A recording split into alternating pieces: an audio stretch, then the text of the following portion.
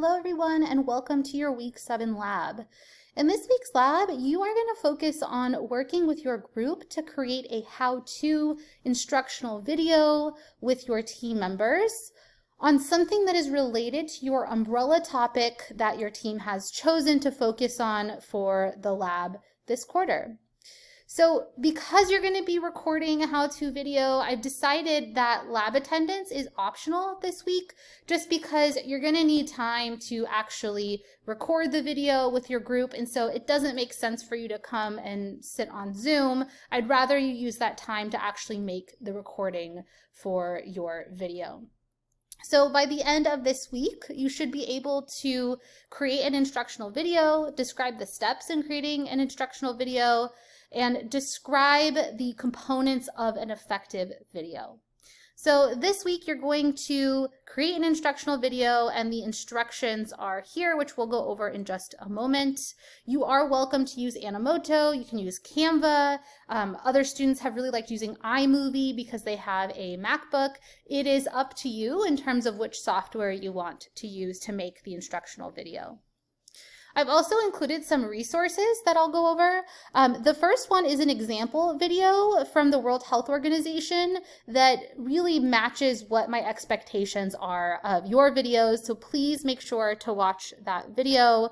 We'll talk about that in just a moment. I also have the CDC Health Communications Playbook link here to the videos section, which is pages 48 through 60, so you might want to review that.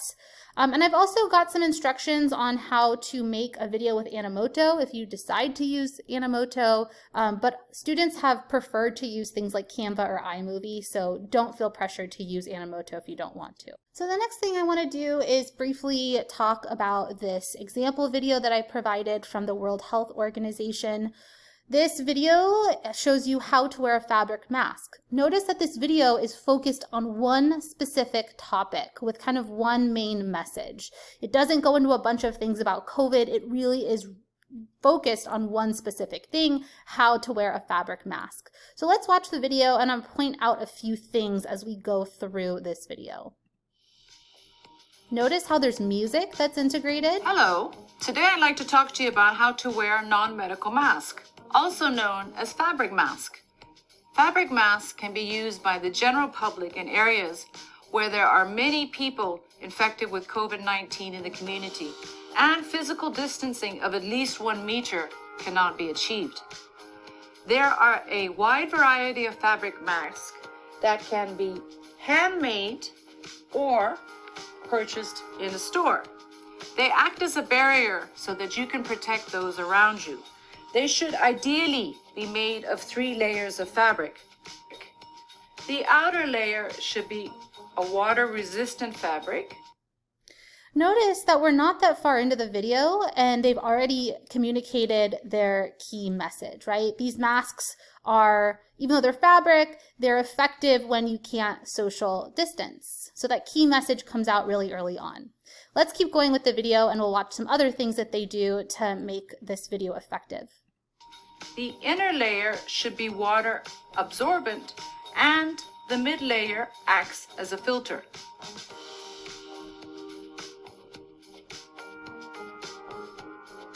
First, clean your hands with alcohol-based hand rub or soap. Notice that they use text in this video, and I'm not talking about the subtitles or captions on the bottom. I'm talking about they actually use text to support the messages that they're trying to communicate, right? So she talks about using an alcohol-based hand sanitizer, and this text pops up that says alcohol-based hand rub for 20 to 30 seconds. It really is making sure that that key message is coming through. And then she also talks about soap and water, and then you've got this text over here that says soap and water for 40 to 60 seconds. So text is used to support the messages that she's trying to communicate to the audience. All right, let's keep going. And water. Pick up your clean mask and inspect it. If it is damaged or dirty, do not wear it. Place the mask on your face, covering your nose, mouth, and chin, making sure there are no gaps between your face and the mask. Do not touch the mask while wearing it to avoid contamination. If you accidentally do, clean your hands. Before touching the mask, clean your hands with alcohol-based hand rub or soap and water. As you remove the mask, lean forward slightly and remove the loops from behind the ears without touching the front of the mask. And don't forget, wash your hands after taking off the mask. Make sure that you have your own mask and do not share it with anyone.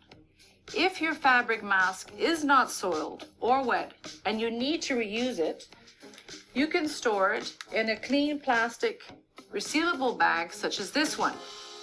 However, if it is dirty, do not use it. Wash it with soap and water, preferably at high temperatures after each day of use. Remember, a mask alone cannot protect you from COVID-19. It must be combined with protective measures, including maintaining at least 1 meter distance from others and washing your hands frequently. Stay safe and help prevent the spread of COVID-19. So notice a few things also besides the text that they use to support the messages in that video. Notice the pace of her talking. She talks in a pace that is very easy to follow. It's not too fast, but it's also not too slow. Some other things you might notice is that she uses words that are very simple that everyone can understand. She doesn't use any kind of scientific jargon or complex words that the audience might not understand. So if you want to watch that example video again, you can just by clicking on this link here. Now let's jump into the actual assignment where you're going to create your instructional video. So for this assignment, you're going to create your how-to video with your team that is going to go on your final website. Remember, it needs to be something that falls within the umbrella topic that your group has chosen. This video can really focus on anything related to that topic. So you can get creative, think about what it is that you want to talk about for your how-to video. You're going to work with your group to create a 1 to 3 minute how-to video. It should not be longer than 3 minutes. If it's longer than 3 minutes, you will get points removed. It needs to be less than 3 minutes. And it should focus on communicating one key message. So, the video we watched showed you how to properly wear a cloth mask. So it shouldn't focus on a bunch of different things related to COVID. Again, this video just focuses on one key thing, how to wear that mask. Your videos should focus on one specific thing as well.